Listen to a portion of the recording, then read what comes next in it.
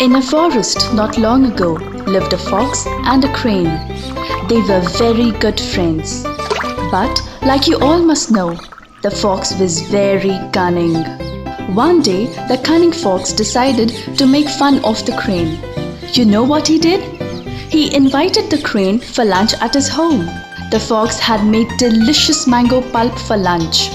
The crane dressed up and got ready for the invitation.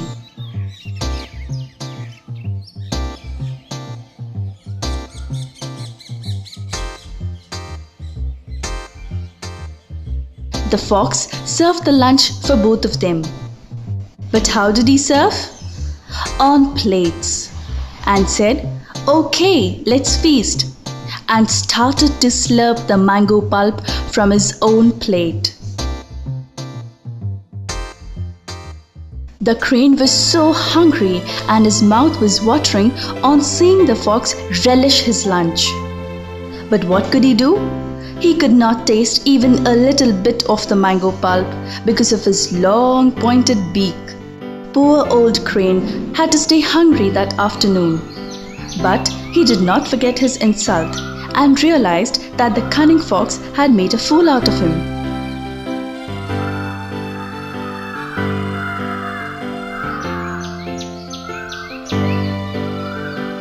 Next day, the crane said to the fox, "I had a delicious meal at your place yesterday.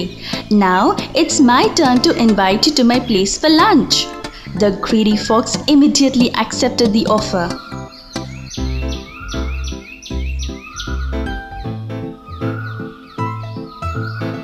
The crane had made a nice hot sweet dish out of milk.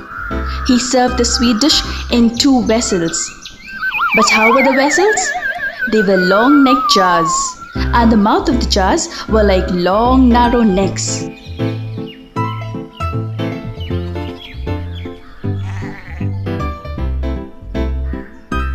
The crane nicely put his long beak inside the neck of the jars and started slurping his sweet dish.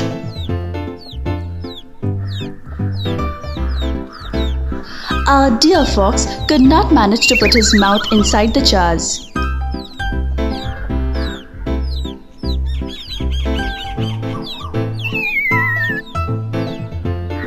Now it was the fox's turn to stay hungry.